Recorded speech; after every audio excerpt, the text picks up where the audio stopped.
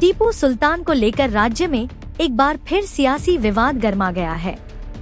इस मुद्दे पर मुख्यमंत्री देवेंद्र फडणवीस के बयान के बाद अब एमआईएम प्रमुख और सांसद असादुद्दीन ओवैसी की पहली प्रतिक्रिया सामने आई है। ओवैसी ने कहा कि इतिहास को चुनिंदा नजरिए से देखने की बजाय सभी पहलुओं को समझना चाहिए।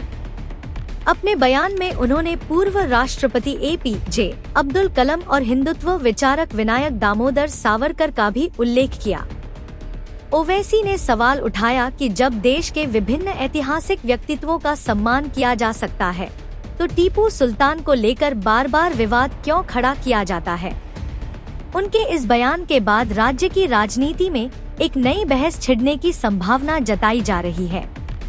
Voice of Maharashtra news channel के लिए ब्यूरो चीफ मुन्ना मुजावर की रिपोर्ट।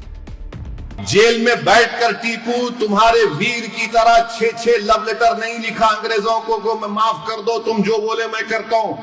फडणवीस साहब वो पढ़ लो आप।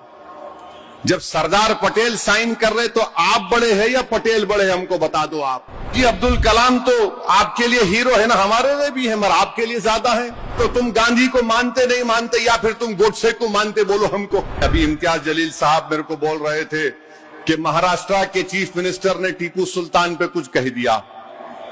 हम महाराष्ट्र के चीफ मिनिस्टर को बोल रहे हैं कि शायद वो ज्यादा पढ़ते नहीं होंगे, वो व्हाट्सएप यूनिवर्सिटी के पीएचडी उनके पास होगी।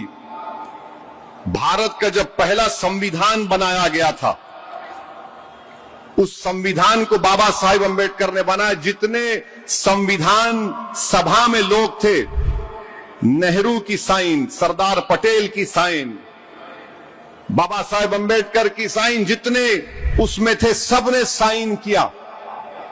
पार्लियामेंट की लाइब्रेरी में आज भी वो पहली संविधान की किताब है। मैं इम्तियाज जलील को जब एमपी थे पार्लियामेंट की लाइब्रेरी में ले जाकर दिखाया था, इधर आओ देखो। और उस पहली संविधान की किताब में इस मुल्क की तारीख में जो नुमाया शख्सियतें थी उनकी तस्वीर हैं। राम सीता लक्ष्मण की है, गुरु नानक की है, मुगल बादशाह अकबर की है, झांसी की रानी की है और टीपू सुल्तान की भी फोटो उसमें है। तो फडणवीस साहब वो पढ़ लो आप।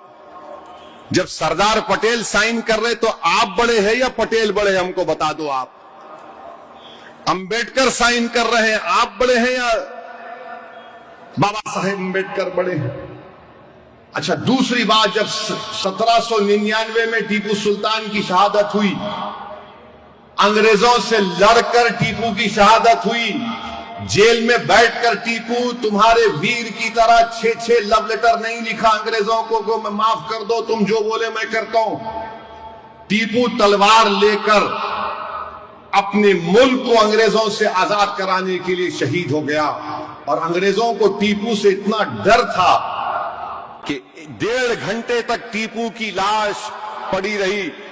अंग्रेजों की फौज के घेरे में टीपू की लाश है, मगर डर रहे थे कि अगर शेर उड़ गया तो क्या होगा। जब जाकर देखे तो टीपू का जिस्म गर्म था।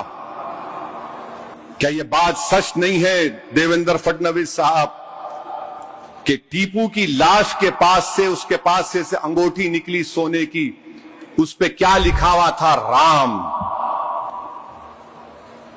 उस पर राम लिखा हुआ था। और 2014 में बर्तानिया में 1,40,000 पाउंड में उसका हर्राज हुआ।